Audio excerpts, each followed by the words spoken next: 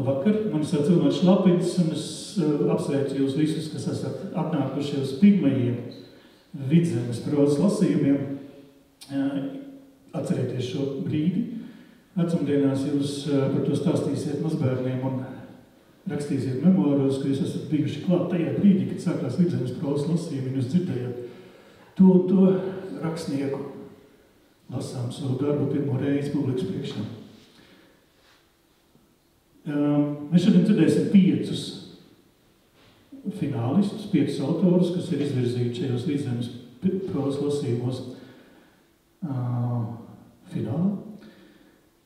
5 jūs redzēsiet paši sievietes, nevis 2,5 vīrieši, 2,5 sievietes, kā pieklātos politkorektā situācijā. Es negribētu nekādu uzsvaru uz to likt, uz šo dzimumu nevienlīdzību, jo dzimumam droši vien nekādas nozīmes šeit vairs nav. Nu, tajā brīdī, kad visi rakstnieki ir sievietes, tajā brīdī.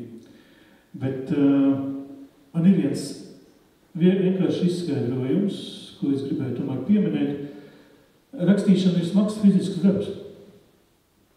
Arī rakstnieki šeit zālē esošie man neļaus samalot. Tas ir smags fizisks darbs, un mēs zinām, ka sievietes ir izturīgāks par vīriešiem.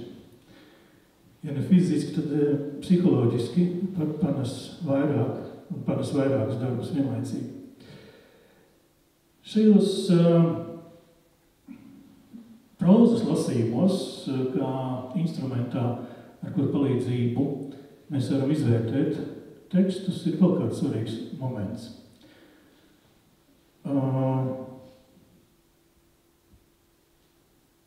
Viens Hollywoods komiķis Vils Rodžers ir pajokojis savulaik tā par tiem Hollywoods rakstniekiem, ka Hollywoods krūmos ir pilns ar cilvēkiem, kas iemācījušies rakstīt, taču izskatās, ka viņi neprot lasīt. Ja viņi būtu izlasījuši paši to, ko ir sarakstījuši, viņi droši vien vairs neturpinātu to darīt.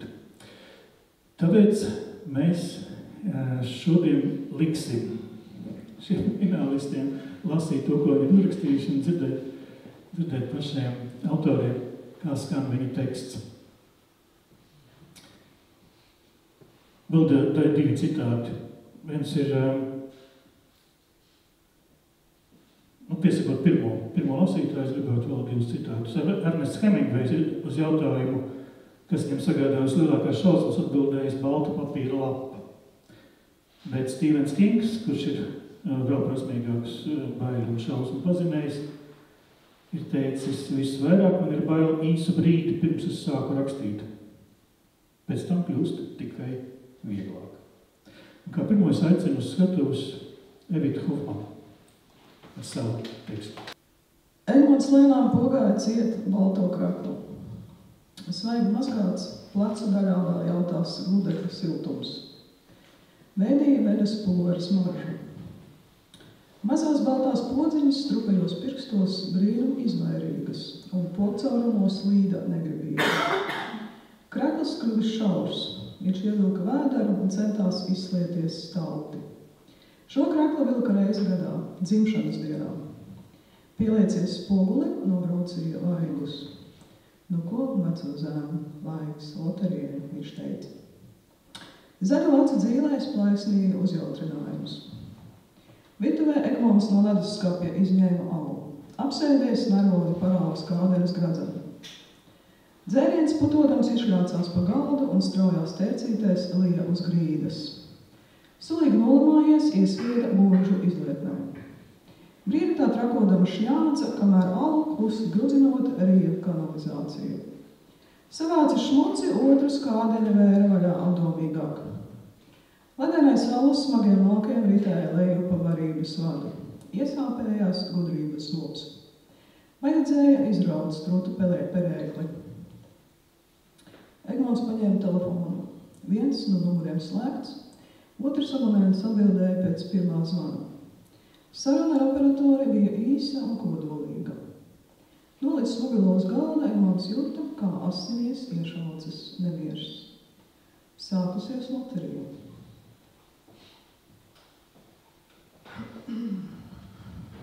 Atvērs logu, izliecās ārā.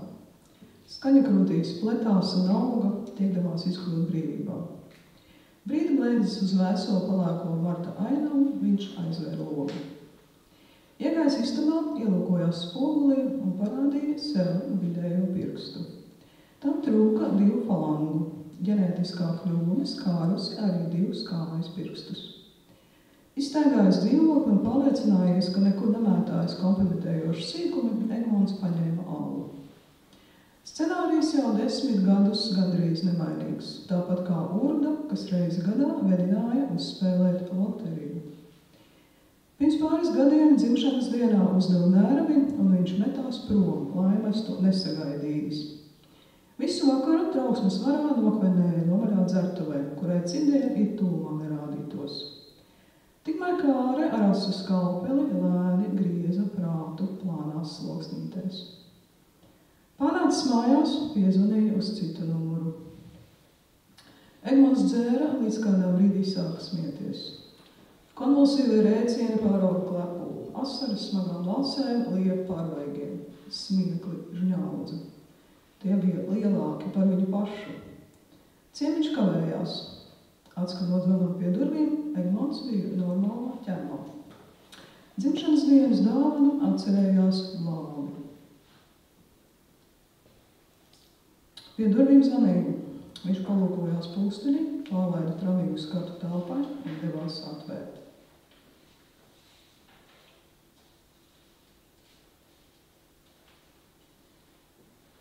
Puisis vai meitene?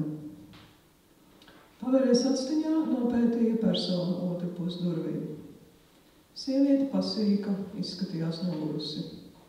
Īsi mati, kalsnu seja bez kosmētikas, pie rokas mugursomu. Kam tā viņai vajadzīga? Kad viešņi gudi pacēla roku, lai zvanītu vēlreiz, Egmonts ievilka elpu un atslēdza durvis. Čau, es esmu Laura, sieviete smaidīja. Tu gan esi ātri, nāc iekšā, Egmonts atvēra durvis. Viņa izbrīdī palūkojās pretī, bet neko neteica. Novelc jaku, zābakus var atstāt, Egmonts mudināja.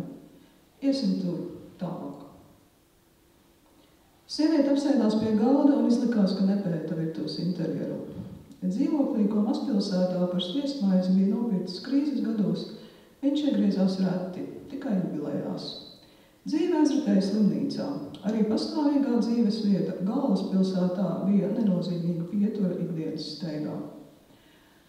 Egmonts ienīda mulsumu, kas ieplūda prātā kā novakaīns, paralizēdams domas.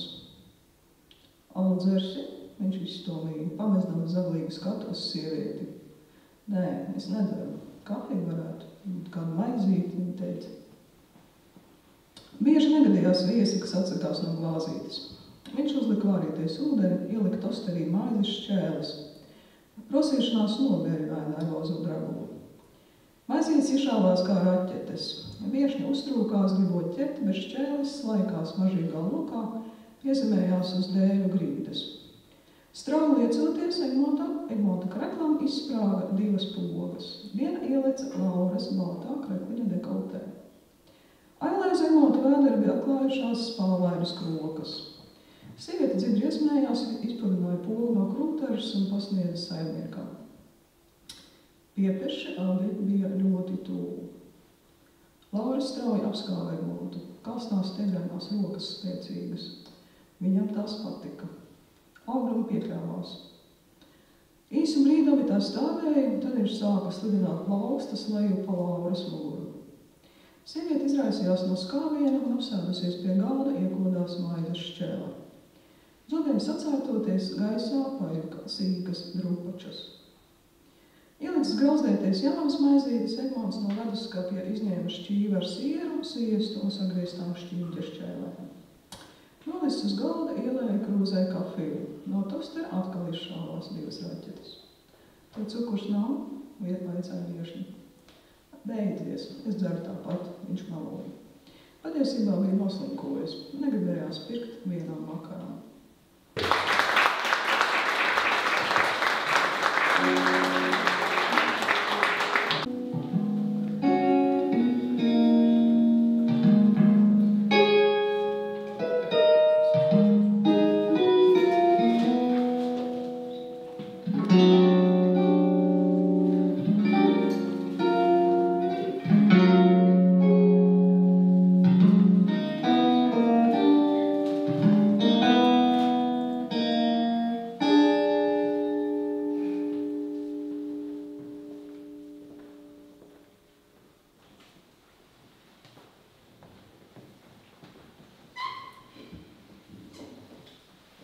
Savas muzikālās impresijas par dzirdēto prózas tekstu jums šokar spēlēja Aleksandrs Aleksandrovs.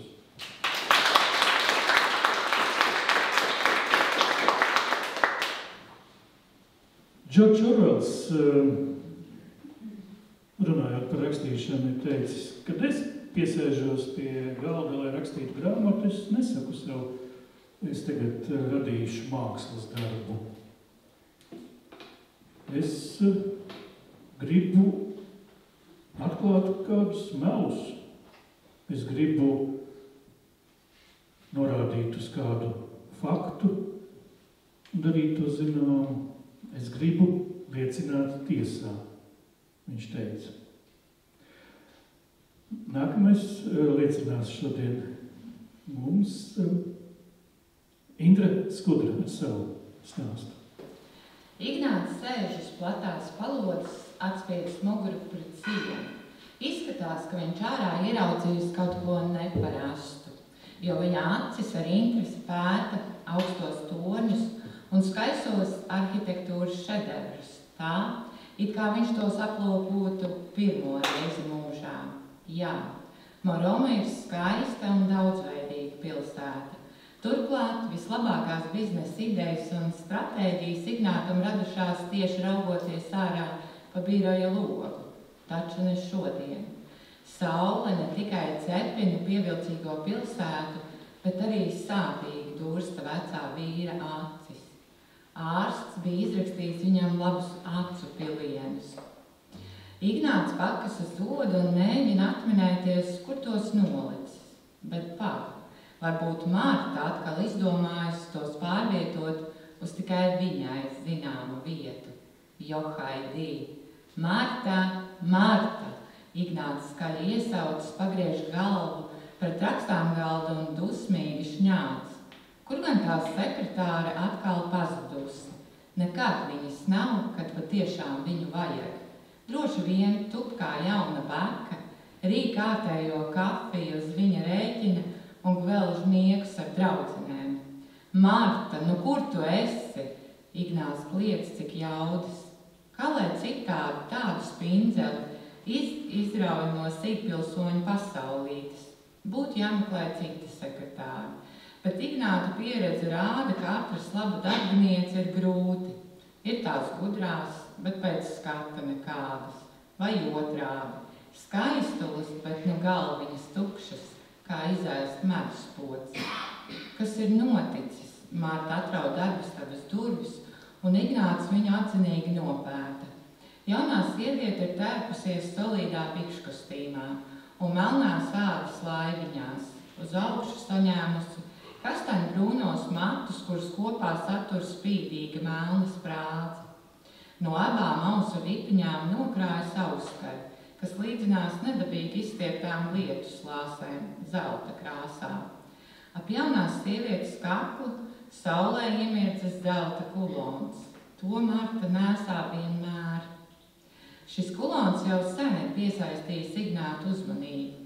Nes kādēļ zinkārība viņu urda kā uzmācīga muša, bet ielaicoties sarunās par to, kāda fotogrāfija atrodas kolona iekšpusē, viņš nekad nav uzdrošinājies.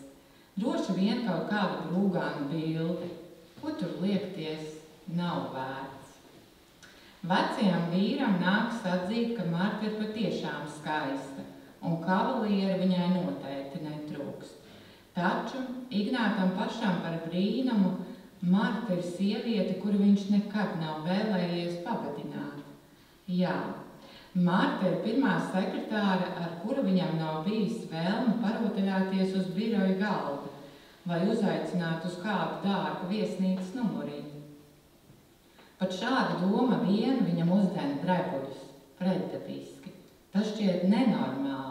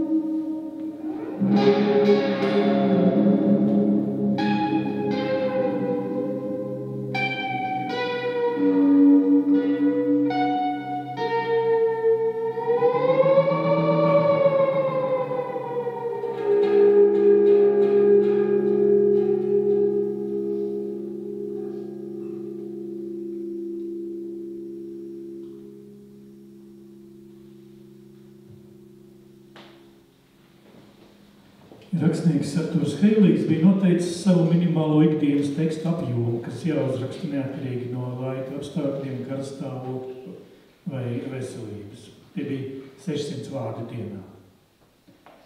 Fantasts un scenārists James G. Ballards par šādu atskaites punktu bija noteicis 1000 vārdus dienā. Pat tad, kad man bija paķirs, viņš piebilda.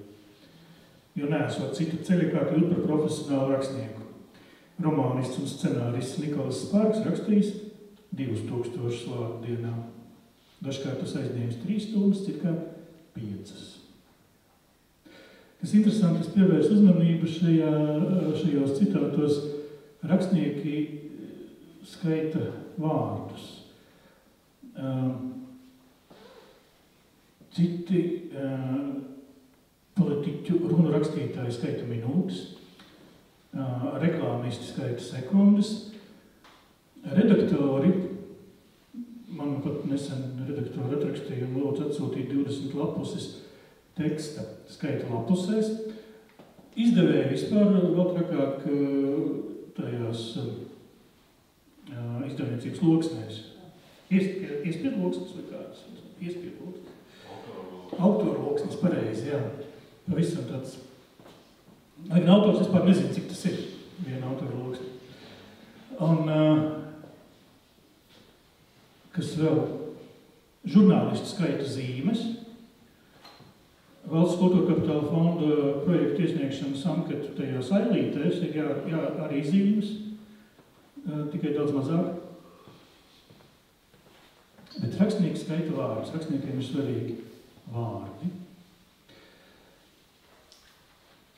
Nākamā autore, Renāta Malmane, izsniegusi šajā konkursā darbu ar segu vārdu. Augstums. Līgodama upe nesa. 21. jūnijas. Aiz sevis gaisā atstādams putekļu asti, autobuss aizbrauca. Anna palika stāvēt līdzās stabam ar zilo upes krastu pieturas nosaukumu, līdz vīlēm piebāztā sporta soma un tikai nedaudz mazāk pilnā mugursoma gaidījusi soliņa, kamēr to īpašniece centās ar telefonā iebūvēto navigāciju sarunāt, lai viņu aizved uz Augškalnu mājām. Mugursoma vienā plecā, soma uz otra. Internets šeit nestrādāja, bet ceļas norāde teica priekšā, ka līdz ciemam ir mazāk kā puskilometrs pa smilšaino zemes ceļu. Vienā pusē aiz aizauguša grāvja pletās labības lauks, otrā ziedēja un smaržoja pļava. Tālumā varēja redzēt pirmās mājas, kāpjot augšā pakalnā, arī upi. Šī vieta bija kā iesprūdusi pagātnē. Garām uz velosipēda aizminās Prannu paša jaunāka pusaudze, mēģinādama uz velosipēda stūres balansēt piena kanniņu un iepirkumu maisu. Anna noskatījās pakaļ viņas pelēki blondajām bizēm. Pāri ceļam pārskrēja kalsnis pelēks vitrēns kaķis. Dažas mājas Anna atcerējās labi. Aiz Māras un Maijas mājas upes krastā joprojām slējās ozols. No zara nokrājās auklās iesieta traktora riepa. Citas sliktāk. Namiņš, kurā dzīvoja viņas tante un tēvocis, izskatījās pamests. Dārzs bija aizaudzis, pat šķūnīšu priekšā joprojām mētājās sarusējis velosipēds. Anna novērsās un pagriezās uz bruģēto taciņu, kas veda uz vecvecāku mājām. Celiņš bija izravēts. Kādreiz to bija darījusi Anna un ienīdusi katru mirkli, ko pavadīja skrubinot no pelēko bruģu starpām pieneņu lapas. Zemes ceļš palika aiz muguras, aiz ērkšķogu krūmiem, un Anna atgriezās bērnībā. Pirmo viņa ieraudzīja veco tēvu. Viņš sēdēja uz koka ķeblīšu pie durvīm un pīpēja. Ieraudzījis mazmeitu, viņš pagriezās un kaut ko sauca. Virtuves durvīs parādījās vecā māte, slaucītam rokas bāli zilā dvielī. Viņa sagrāba Annu, apskāva un komentēja. Tu gan mīksta kā bulka. Anna no sevis izspieda smaidu. Tikai pāris dienas. Pirms 10 gadiem, 22. jūnijas. Māra un Maija skrēja pa priekšu, abu māsu melnajos pēc peldes vēl mitrējos matos bija iepītas baltas margarītiņas. Nu jau tās bija pavītušas, tāpat kā ziedu pušķi, ko meitenes bija salasījušas. Māra pina māsai vainagu. Nākamais būs viņai pašai, bet pēc tam Annai. Tā viņa bija apsolījusi. Māra bija liela, viņa jau gāja skolā, tāpat kā Joris Kočs uz zila velosipēda, kas viņam bija krietni par lielu, līkumoja starp viņām. Velosipēds bija vecs, tas kādreiz bija piederējis Annas tēvocim. Joris pavasarī bija centies Annu iemācīt braukt ar savu velosipēdu, bet viņa knapi spēja aizsniegt pedāļus. Nevaru sagaidīt Jāņus, brālēns ieminējās, ar kāju piebremzēdams sevi. Viņam jau bija 12, viņš tā mācēja. Dzirdēju, ka būšot milzīgs ugunskots. Ugunskots, Sašas acis mercēja. Es paprasīšu mammai desiņas, varēsim cert desiņas. Varbūt lielo domu dēļ Saša neievēroja savu priekšā no zemes izrauto akmeni un paklupa. Kad Joris to meta līdzās velosipēdu un palīdzēja piecelties, no Sašas pieras tecēja asinis un no acīm asaras. Neraudi, braucam pie tavas mammas. Joris plūca un pret šortiem slaucīja ceļmalu lapas, sēdināja Sašu sev aiz muguras un minās. Meitenes skrēja pakaļ, bet tāpat atpalika. Kad Anna viņas panāca, Saša jau sēdēja uz kastes pretīm savai mammai un šķobījās par pietas lāpīšanu. Sēdi taisni, viņa viņu apsauc, kad ieskatījās pa noliktavas durvīm. Anastasija atnes meitenēm padzerties. Sašas mazā māsa iznāca ar limonādes pudeli rokās un palaidnīgu smaidu sejā. Viņai bija tikai 2 gadiņi, viņa bija maza un mīļa, un Anna arī gribētu ar tādu mazo māsiņu. Un viņas peļu palēkajās bižulēs bija iesietas gumijas ar bandītēm. Annai vecāmāte bija apsolījusi uz Jāņiem bizēs iesiet lentes. Māsai pīto vainagu Māra uzlika galvā mazajai Nastjai. Tas viņai bija krietni par lielu un kļuva par ziedu vijumu meitēnam ap kaklu.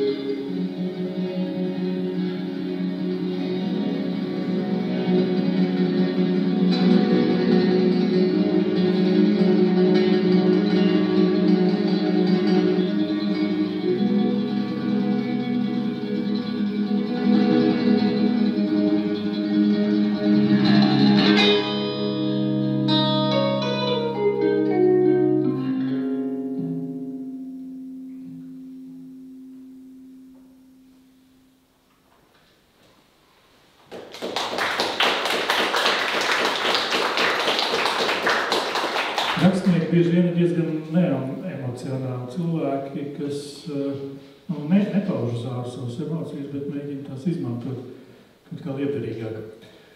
Bet divas emocijas rakstniekiem noteikti nav svešas, tās ir bailes un kauns. Bailes no baltas papīra lapas un kauns par to, kāda tā ir pēc tam, kad ir aprakstīta. Bieži vien, lai turpinātu rakstīt vai vispār, lai sāktu rakstīt, ir jāpārvar abas šīs jūtas. Un daudz ir no rakstniekiem ir ieteikuši dažādas padomus. Viljams Stefords saka, nolaid zemāk savu latiņu un turpini rakstīt. Anna Kvinglena saka, cilvēku nevar parakstīt nevis tāpēc, ka nevar parakstīt, bet tāpēc, ka vēlas rakstīt izcili. Margareta Atvoda ir teikusi, ja es būtu gaidījusi, kad sākšu rakstīt perfekti, es nebūtu uzrakstījusi nevienu pašu vārdu.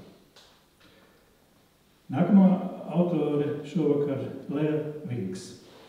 Kopš meitas nāves sēroja jau 3 gadus un nebija mainījusi savas domas.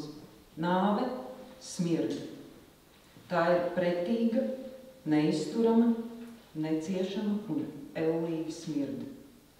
Lai kā mēs mēģinātu to izskaistināt, iesmaržināt, apvārdot, tā smirda. Pēc komposta, pēc veca puķūdens, pēc somā aizmirstām desmaizēm, pēc vilciena galvstacijas. Ierodoties un saprotot, ka esmu nokavējusi pēdējo vilcienu māju, nākamais, ko sajūtu, bija smaka. Platiem soļiem ap mani riņķojas skrandā stērts radījums ar motociklisti ķīveri galvām. Viņš to noņēma un pasmaidīja platu, izpūšu zogu smaidu. Mūsu ceļotāja ir ieradusies, viņš šļupstēja.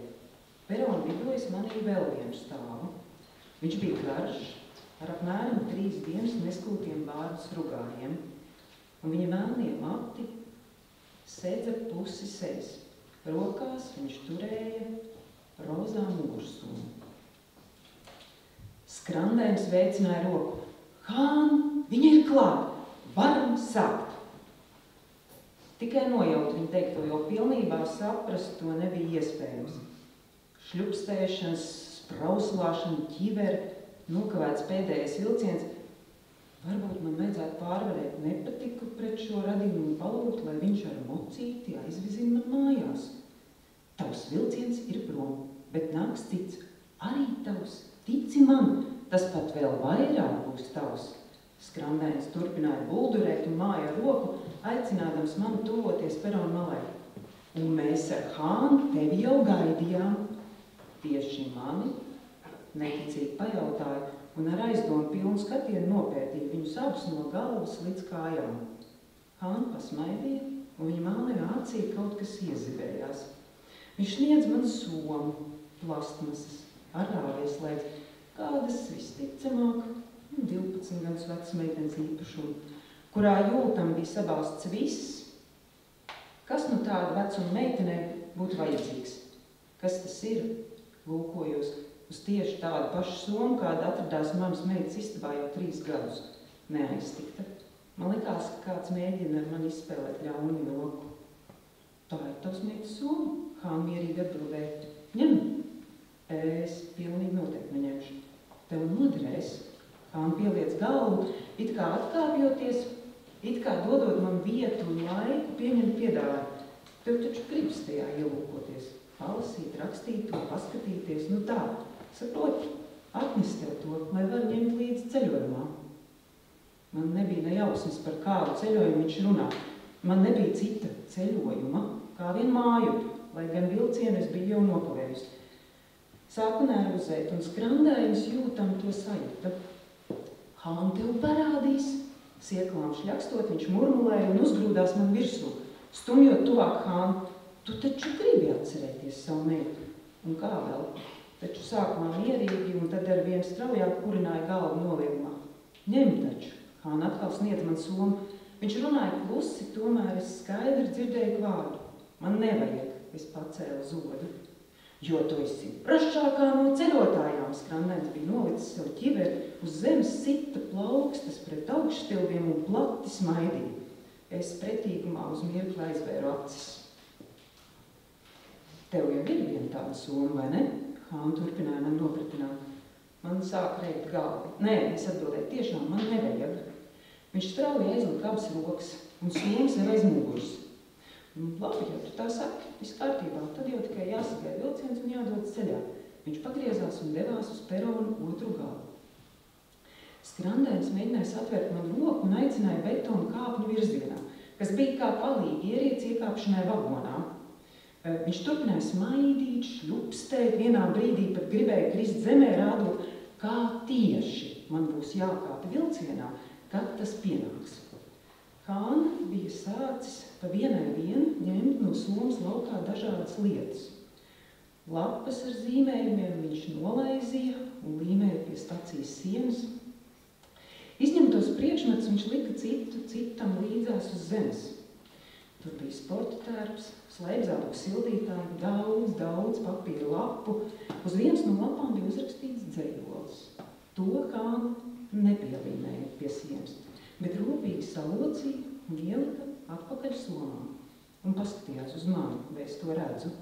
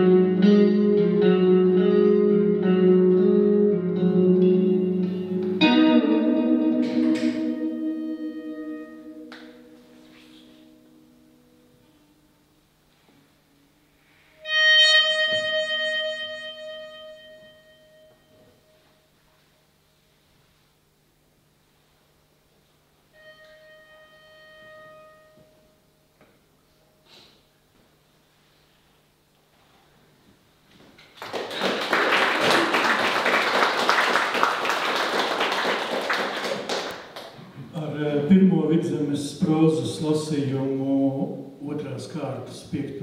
dalībnieci Ramonu Indriksoni es satikos pirmo reizi pirms 8 gadiem. Šī būs literāra anekdote. Viņi piedalījās Satorī vasaras radošajā nometnē prozas darbnīcā ar segvārdu Luīza Briede. Klusa meitene, kas sēdēja stūrī, nevienu nesarunājās un publiski nerakstīja. Tur pārējie rakstīja tajās darbnīcā tekstus. Viņi nekad citiem redzot nerakstīja. Kaut kur aizgāja, pēc tam atgriezās jau ar gatavu tekstu. Izrādījās, tā nebija viņa. Viņa bija atsūtījusi savā vietā citu. Pēc tam, kā viņi pat paskaidroja, jo viņi kautrējās. Pēc vairākām daudzām stāstu publikācijām presē, pēc dalības arī daudzos lasījumos, pēc 3 grāmatu iznākšanas, viņi joprojām ir atsūtījis savu vietā kādu citu. Ramons Indriksons tekstu lasījis Sandra Marta Krudoli. Vispirms tā pateicis skolas biedrene un pusdraudzene Gija. Tā tēvam ir mīļākā. Matemātikas učeni no ārotskolas. Pasakas, es atbildēju, kaut sapratu Gija runā taisnību. Acu mirklī prātā atgriezās bērnība. Māsas priekšlaicīgā piedzimšana, mammas ilgā uzkavēšanās Rīgas slimnīcā, tumšmatēna auklīta princese Turandota, īstajā vārdā Jeļena, kura mācīja arotskolas zēniem matemātiku. Skolas biedrene Zagijas vārdus apstiprināja jaunākā māsa Estere. Tētis satiekas ar Jeļenu. Mēs ar māsu izskatāmies ļoti atšķirīgas. Estere sīka, šauru sējumu, paplāniem matiem, kas saņemta ar gumiju. Tāpat kā tētis, viņa nesā brilles, turklāt Esterē spīdoši padodas mūzika. Ja agrā bērnībā bez saķeršanās uz klavieriem Estere spēlēja uz bērniņu nāciet, un es stāsti kalnos lejās. Esmu slaida, gara, mani viezie salmukrāsas, mati krīt pāri pleciem. Es neesmu līdzīga ne mammai, ne vecmammai.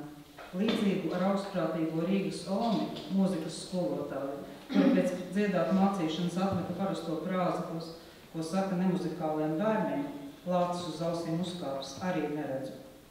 Aizsāku tēti novērot, drusku izsekot, un manas aizdomas un Gijas vārdi apstiprinājās. Nelielā pilsētā neko nevar noslēpt.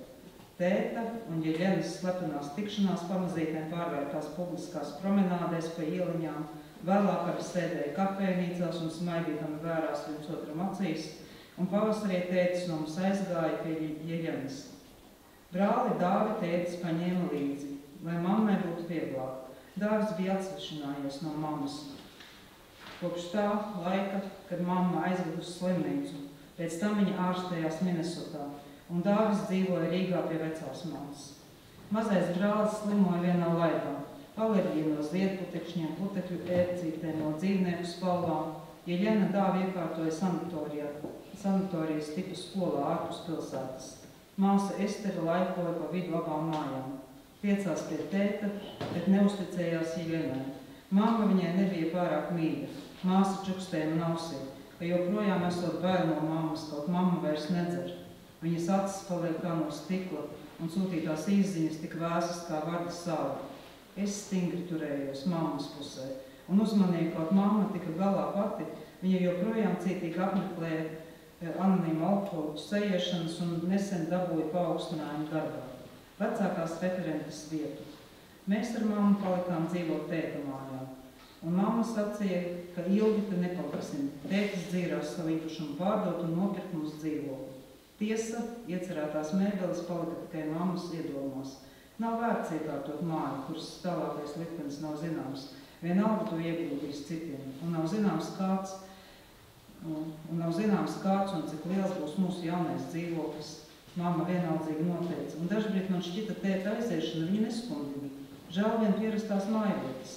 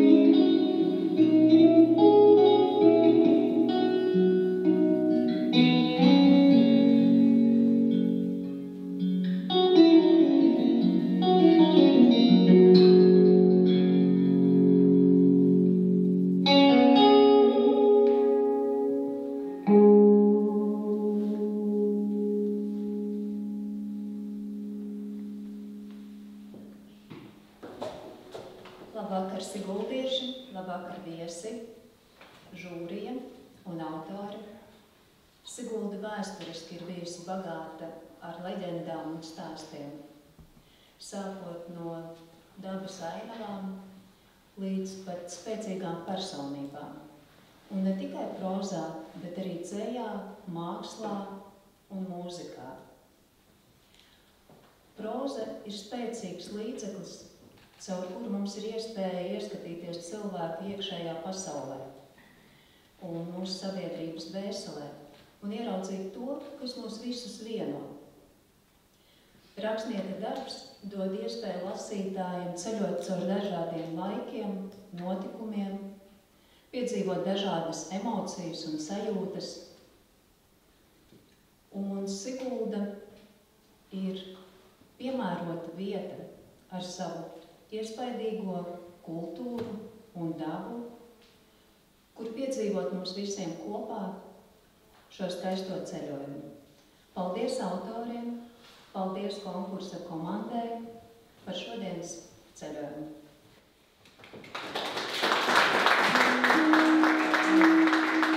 Labvakar visiem! Šovakar Siguldā es stāvu rokās ar ļoti simboliskām lietām, un mēs vēlamies Siguldas novada pašvaldības vārdā teikt paldies visiem autoriem un dāvinot šo te mūsu simbolu jau ar 200 gadus vairāk vēsturi. Katram no jums, man prātā nāk vārdi, es nezinu, kurš autors, bet Eduardam Veidenbaumam bija savulaik rakstījis, ka, ja turēs dzīvē, esi pie spieķis kāries, tad neceri, ka pāries. Lai tā tas arī būtu, un paldies jums katram no jums, un īpaši vēlamies mēs pasniegt arī dāvanu mūsu Siguldas autorē, Lea Links. Lea, iespēja pašai izvēlēties, apmeklēt kādu no pasākumiem Siguldas Degonā.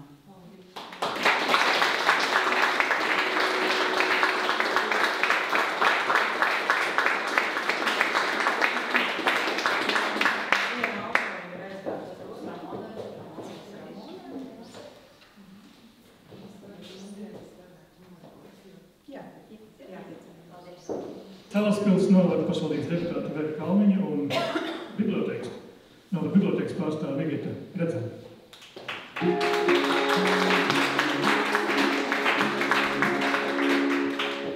Jā, man atliek vēlēt, un patiešām mēs lepojamies ar to, ka tu arī esi šajā te finālā. Un man gribas teikt tā, ir jau balta lapa, ir vārds un ir arī pseidonīms. Bet tas pārējais, lai paliek pilnīgi tavā cilvēciskā, rakstnieciskā un proziskā varā. Paldies un apsveicam tevi!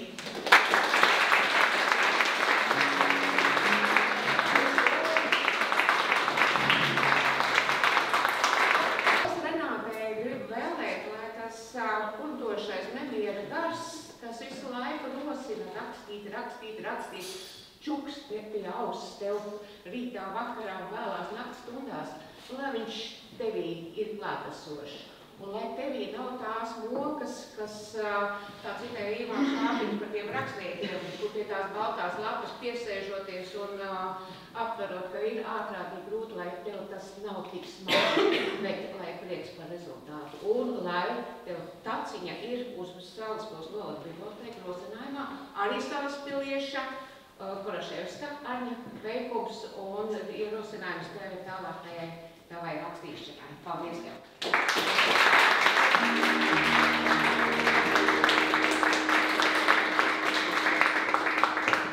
Esmu pašvaldības domas priekšsēdētāja vietnieks Arturs Egļiņš. Un man sveicieniet autorei uz sēsīm, kura ir delģējusi citus šovakar un nav ieradusies. Paldies!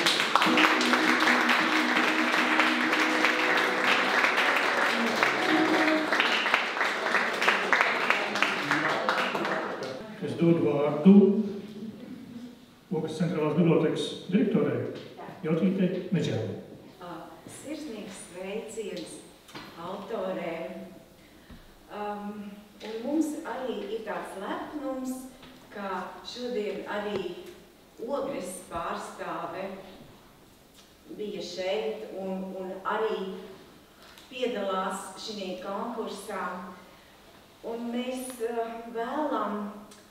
ceram un mēs arī vēlam, lai šie lasījumi kļūst par tādu ļoti būtisku un tādu brīnišķīgu tradīciju, kas turpinās. Un, ziniet, es domāju, ka pavisam pēc neilga laika, un mēs to novēlam, mēs Ogres centrālās bibliotekas plauktos atrodam un lasītāji var lasīt jūsu pirmos stāstu krājumus. Paldies jums! Žurnāls avīzes nosaukums. Mēnešraksts avīzes nosaukums vēlas pasniegt kaut ko no sevis. Valters Liberts. Viens Valters. Bija paredzēti 2 Valteri, bet ir viens Valters Liberts. Lūdzu.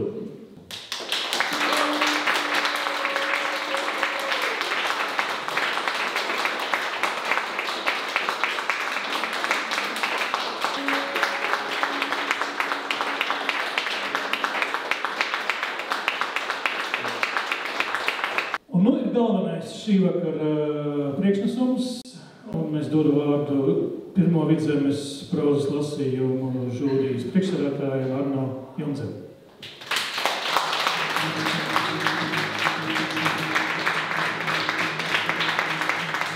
Mēs nolēmām, ka mēs nāksim divatā ar Guntu Bereli, jo jūs zināt, viņš žūrijas Ragans Fūrijs, kas te būs Fūrija vai es būšu Raganu vai Raganu. Ragans. Nu jā, tad mēs varam mierīgi, bet zin kā es domāju, ka feminismu laikmetā varbūt ir svarīgi tomēr, ka labi, nemūdēsim.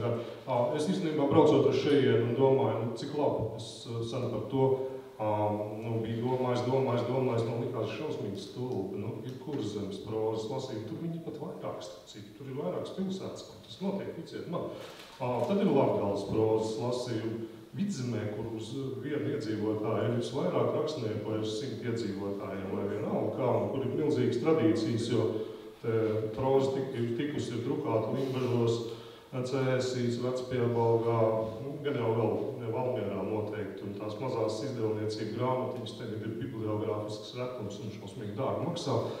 Un šeit nav prozas lasījums sasodīts, bet beidzot viņi ir, un atlika tikai pats sīkums, atlika uztaisīt žūriju, izsludināt konkursu un saņemt darbus viņus izlasīt, vai nebūtu, tur nekas nebija sarežģīts, to lasīšana bija. Kā viss sarežģītākais Santrē ir organizēšana? Man liekas gan, jā, jo tas varētu būt bijis visbriesmīgākais, bet viss tas ir laimīgi pievarēts, uzvarēts un tā tālāk. Šī pasākuma turpmākais nosaukums varētu būt Vētrā dzimušie vai kaut kā tā, jo šodien tiešām ir vētra. Es ceru, ka arī nākamgad šie Vidzemes prozas lasījumi attīstīsies. Ko es vēl varētu pateikt, lai cilvēki būtu dusmīgāki un gribētu vēl vairāk ēst? Nosauc vismaz vienu, varbūt laureātu, es tad otru, pēc savas izvēles. Es nosaucu Lejā Vinks.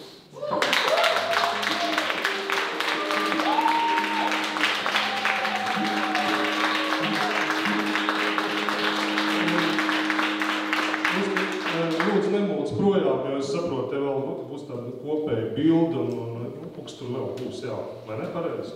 Bet nu, uz tiem lielajiem lasījumiem, kur mēs esam pamatīgi ieberzušies, jo tur konkursā bija 123 darbi jāizlas, brauks arī Evita Hofmana. Apsveic tevi!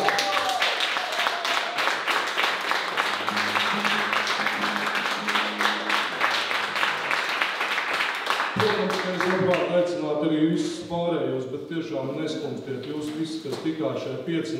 un arī 10. Manuprāt, tas bija ļoti labi. Un turpiniet strādāt, un nākamgad arī būs prozas lasījumi. Es tā ļoti ceru, un man liekas, ka vispār nav vairs nekas, kas tos spētu apturēt. Un lūdzu rakstiet, un lūdzu mīļā Vidzeme arī, lai nākamgad prozas lasījumi Vidzemē turpinās. Varbūt viņi varētu būt plašāki, jo mums ir ļoti daudz skaistas bibliotēkas, ļoti daudz skaistas vietas.